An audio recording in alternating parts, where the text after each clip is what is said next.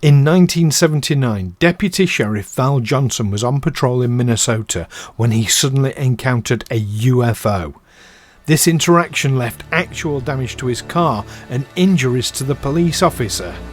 Join myself and Neil as we discuss this famous case of physical interaction with a UFO.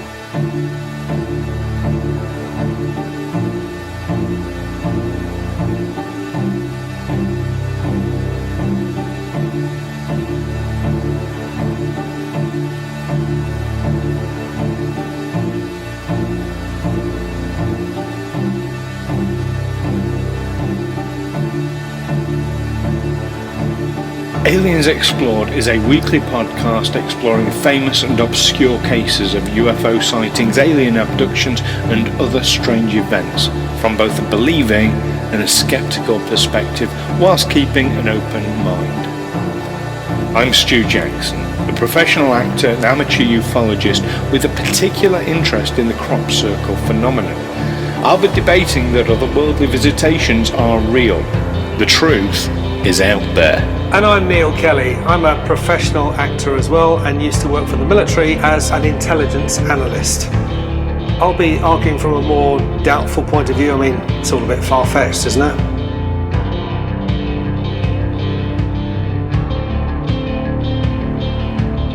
Hello everyone and welcome to Aliens Explored, your weekly podcast where we explore extraterrestrial phenomena. I'm one of your hosts, I'm Neil Kelly. And I'm Stu Jackson. And this week we will be looking at the Officer Val Johnson incident in Minnesota in 1979. So Stu, what's all this one about? Oh, this is a really exciting one. So quite often in ufology, that kind of almost the holy grail is physical evidence of course, yeah. UFO interaction. So here's a situation way back in 1979, on the 27th of August at 2 a.m. to be specific, over in Minnesota. You have Officer Val Johnson, who's pootling along in his car, as you do, a Ford LTD, for what it's worth, in his police car, encounters a bright light. He loses 39 minutes of time. Both his watch and the clock on the dashboard stop for 14 minutes. And the vehicle itself is damaged. Now that's the real interesting part of this. There is evidence to show interaction. The windshield is smashed. The headlight is broken. One of the emergency lights on the roof is broken. And a radio aerial is bent. Val Johnson himself has marks. He's got bruises, and he has an eye irritation that a physician who examined him said was very similar to what they call welder's burn.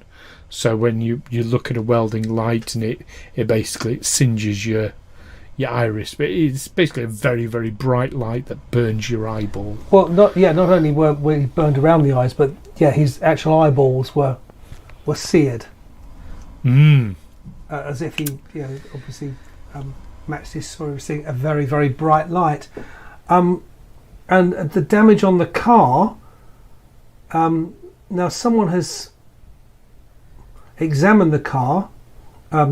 Meridian French, an expert from the Ford Motor Company, examined the damage and bizarrely concluded that the crack patterns and apparent sequence of fractures seem to be due to inward and outward forces acting almost simultaneously. So something in the car and something out the car crushing, I guess, the windscreen. Or did Johnson remember the light actually coming into the car?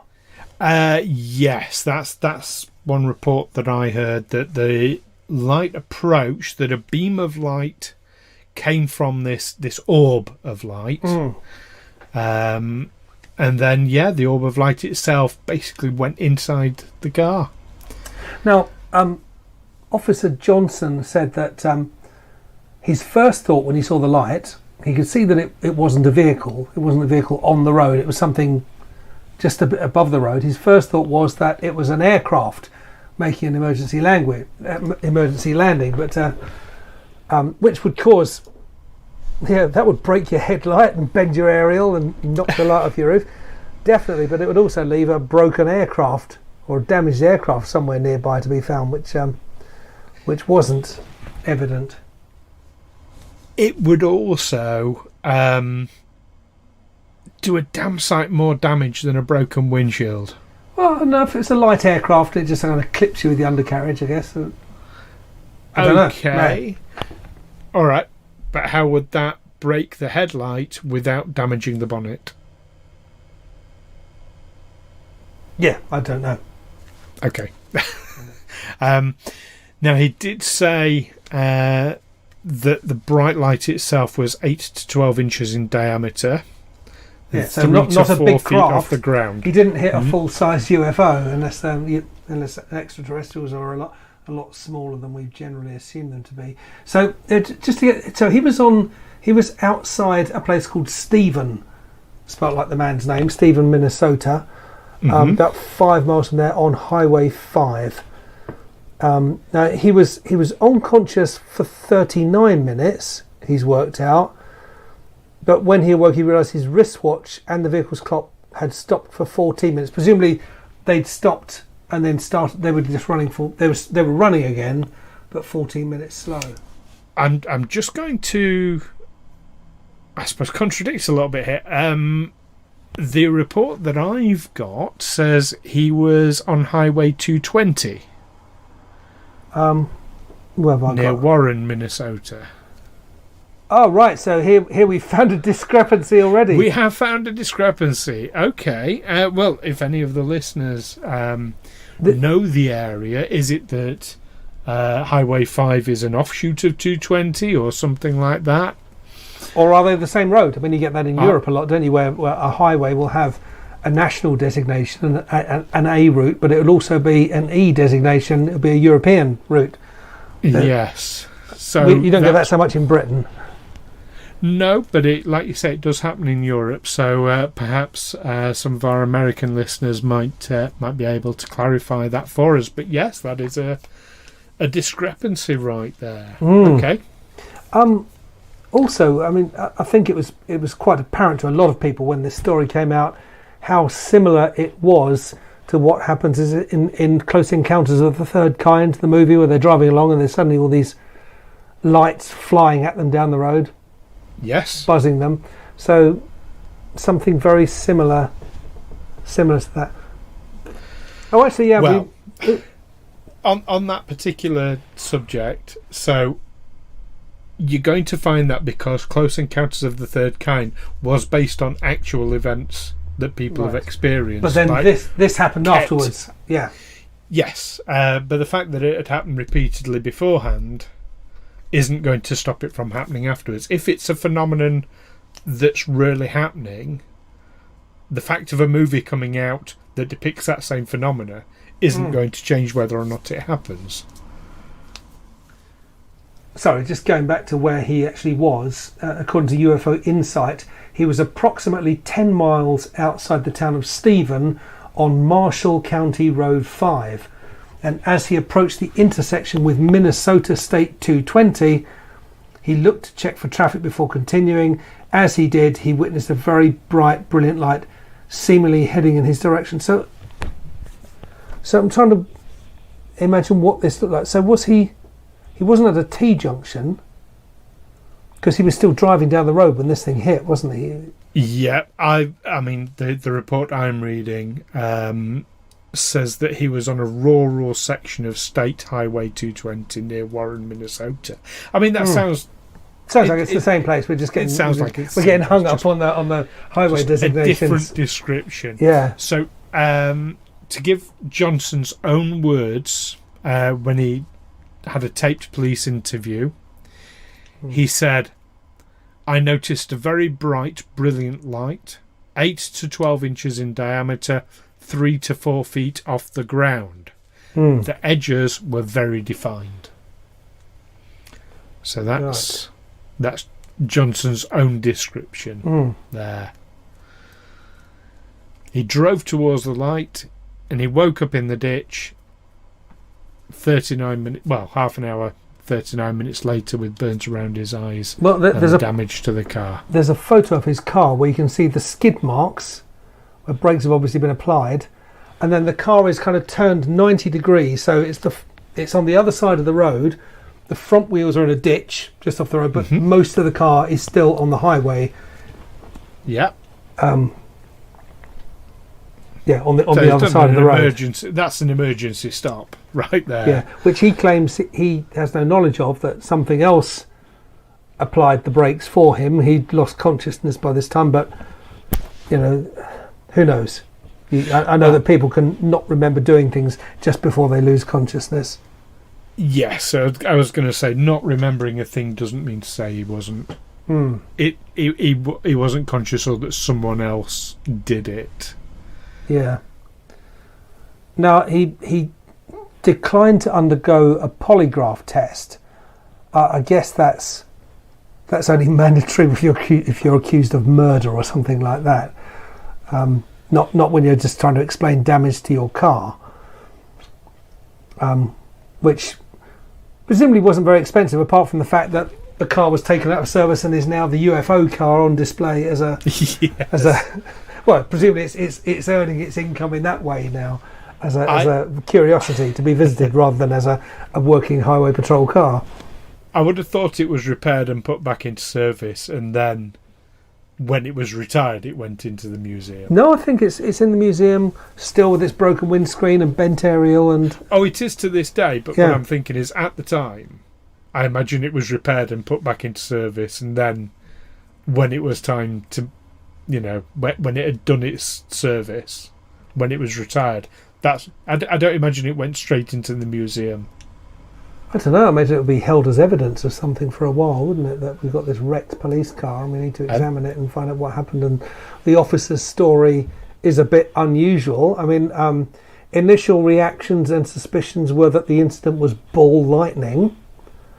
And others pointed to the overhead power lines at the scene itself as a likely source of the bright light. But if a power line had come down, that would be... I mean, I know that would make a bright... I've seen a power line come down. It does make a bright light. But then you've also got a power line down that everyone would see when they're on the scene. That's what you have evidence of that. Yeah. So there was nothing apart from his wrecked car, or slightly damaged car, presumably still drivable car. Well, that's it. I mean, you've got the actual damage to the car. You've got the physical burns to his eyes and his bruises. Now, Officer Johnson went into a kind of... Well, they say he went into hiding, but according to one report I read, he wasn't very hard to find. He just got fed up with answering questions about it and moved to a job in a different state. Yeah, he didn't really go into hiding. He just stopped talking about it. Yeah. I mean, he won't himself. He doesn't say it was a UFO. He just says, I don't know what it is, and he's moved on with his life. Well, a ball of light 10 inches across doesn't meet the usual criteria for a UFO, does it? And it actually comes through your windscreen. Well, yes, that's not that uncommon as a UFO description. As a very small balls of light. Yeah, but think back to when we were talking about the Foo Fighters. That's how they were described, was balls of light. But presumably, I mean, I don't think I've ever read it explicitly, but I always assumed that the Foo Fighters were seen as something that could be the size of a manned aircraft, rather than something very small. Yes, and that's an assumption that it's very easy to make. It's one I would make. But yeah, I don't recall that ever being explicitly said. And certainly when you're up in the air, perspective can do funny things, can't it? It can, yeah. And presumably, I mean, drones are very commonplace on our planet now. It's not beyond the realms of possibility that extraterrestrials might deploy drones. There's all sorts of good reasons why drones are better than manned aircraft. All sorts of situations. For one thing, they're being much smaller because they haven't actually got to carry a human being. Yeah. In fact, I have read that the current generation of military jet aircraft will probably be the last generation of manned jet aircraft. That they'll all be unmanned. Radio controlled. Radio controlled, yeah. If it can be controlled just as well from someone sat on the ground, and have the benefit of being smaller and more expendable. Well, that's a bit Skynet right there. Yeah, but that's... I mean, do these people not watch, movies? Yeah. Okay. They do, but they probably take away a different lesson from them that we do. So this might end up being a shorter than usual episode with this one then. So it's certainly a bit of an enigma. I mean, let's look at what alternatives there could be. It's been suggested that he actually did the damage himself to the vehicle. That he crashed his car, but Val Johnson was an officer with an impeccable record. That anyone can have a car accident, even on their own on a lonely highway. You can crash a car. You could fall asleep or whatever. That it's.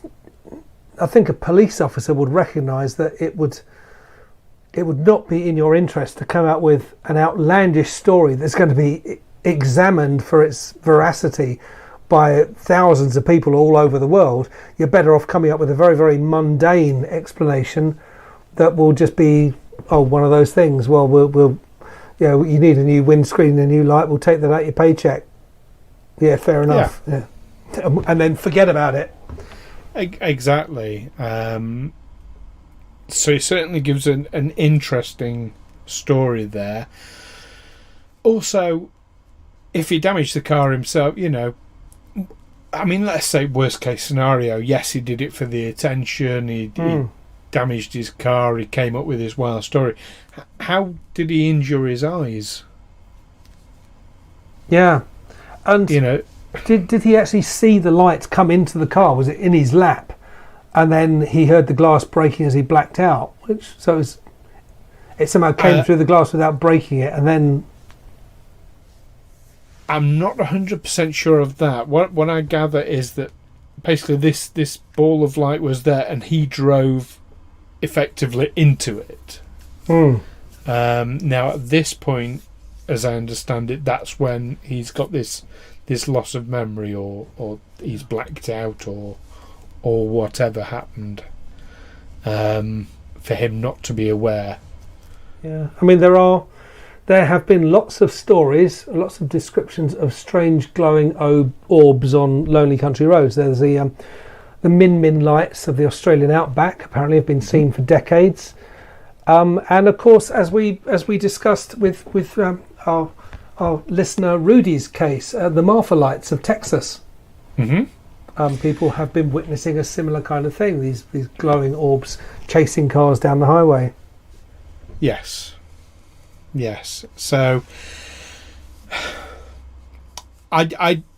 I'm struggling. Well, do you know what? I feel like I'm almost summarising already. I don't know what else we can really say about this because he's come forward. He's given his story. He's got no explanation. The damage is there. The damage is there to the vehicle. The injuries are there to him. And that's it, really. There's not much more. I can't think why he would make it up. The damage is consistent with him hitting something, but there was nothing.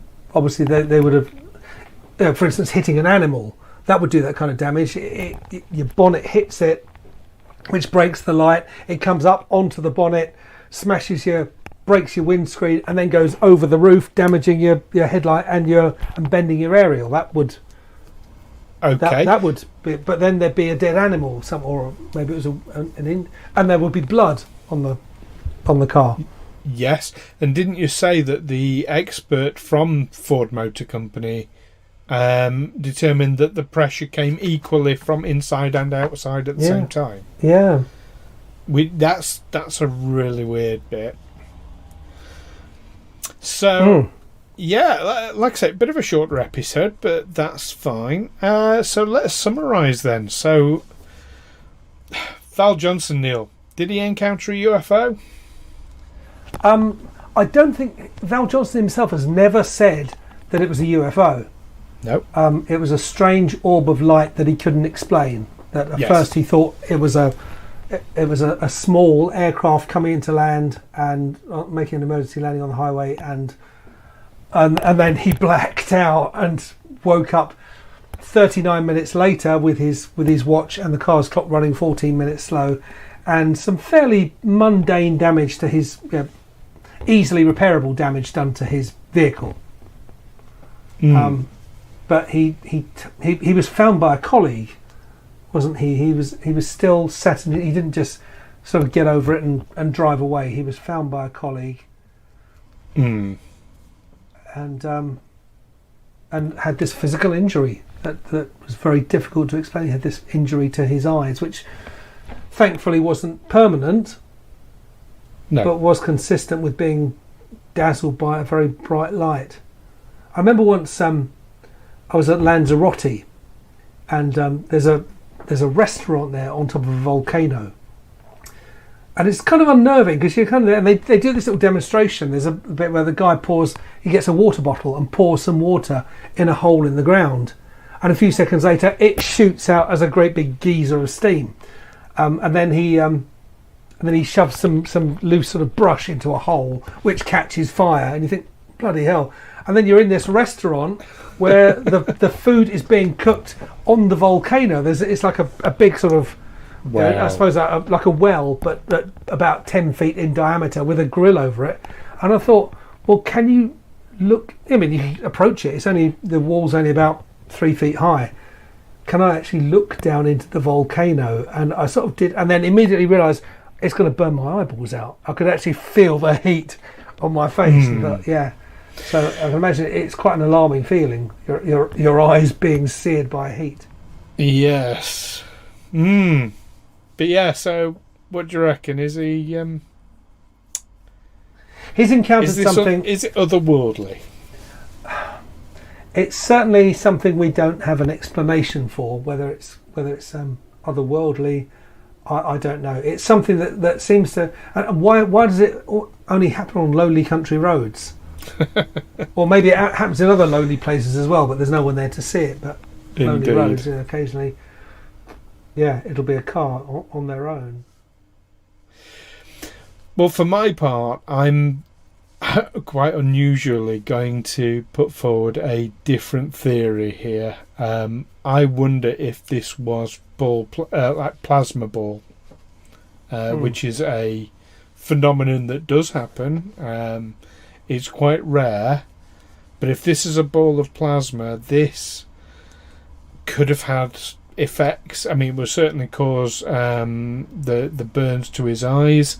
It can have an electromagnetic effect that would affect the watch, possibly cause him to black out. I don't know. It would meet the physical description. So, yeah, I'm wondering if it's something like if it's a phenomenon like ball plasma. Actually, I've just thought lightning. Another burning question, forgive the pun. We know where it came into the car, through the windscreen. How did it get out the car again? Or did it fizzle? Did it evaporate into nothing? Or did it go out the way it came in? Or, I mean, that could explain the damage from inside that it came into the car and then went out the car again. But then that wouldn't explain the pressure being applied equally at the same time. No. But if it smashed through the windscreen and then smashed back out again, you would have glass in the car from the inward coming plasma ball and glass outside the car from the outward going ball. Could be. Could be. But that's my question. Where did it go? What happened to it after it hit his car? Did it just? I mean, he says it was in the car with him, doesn't he? But it looks like. I mean, just based on the damage to the car, it looks like, it hit his, like running over an animal. The headlight hit it first, and it bounced over the bonnet. There's a little dent in the bonnet, you can see. It hit the windscreen and then bounced over the roof, damaging his red light and his antenna. That's what it looks like. But so did it go over the car, or did it come into the car though? Maybe it didn't. I mean, maybe it hit the windscreen with enough force to smash it, and it was bright enough to sear his eyes, but then it bounced over the car. Because otherwise, where did it go? It's obviously something quite substantial. If it had landed in the back seat, there'd definitely be a big hole burnt in it. Yeah. And presumably, a police car. He's going to have a cage behind him, isn't he? Behind, separating the people in the front from the potential arrestees in the back. I don't know if every police car has that. Well, I'm looking at a picture of it here, and it looks like it's got. But this is a hell of a summary. Gotta say. Sorry, yeah. It can't have got through to the back because there's that cage there, right, which is undamaged. So unless it can pass through cages, if it's not solid. Yeah. Then if it's not solid, how does it do the damage? Yeah. If it's So very, very strange. Unanswered questions. Yeah, definitely. I think we can agree it was a very strange occurrence. And of course the person it happened to lost consciousness, so his memory of it is partial and perhaps not entirely reliable.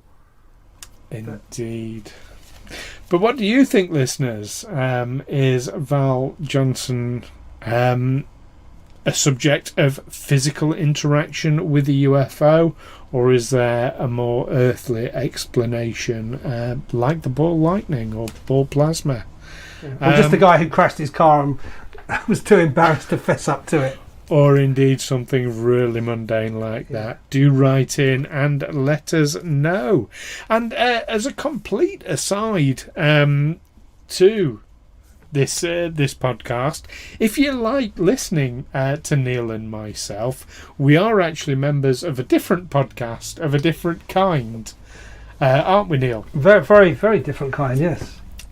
So we partake on an actual play role-playing podcast. This is very similar to the old Dungeons and Dragons tabletop role-playing. It's actually based on Pathfinder, which is a different system, but that's into technicalities. But if you want to hear more on that, head on over to talesfromthe20side.com or just search on wherever you get your podcast from. Tales from the 20 Side. We have a lot of fun doing that, don't we, Neil? We do, yeah. We do. So there we go. Don't forget to join us next time when we will be discussing the videos released by the Pentagon in April this year. Very exciting. Looking forward to that. Indeed. So until then, keep watching the road ahead and those skies. See you next time. That's it from me. Take care. And that's it from me. Bye-bye. Aliens Explored is a Fecal Films production in association with Juicy Falls. Music by Darren Mafucci and editing by Stu Jackson. Find us on Twitter or Facebook by searching Aliens Explored, or visit us on aliensexplored.com.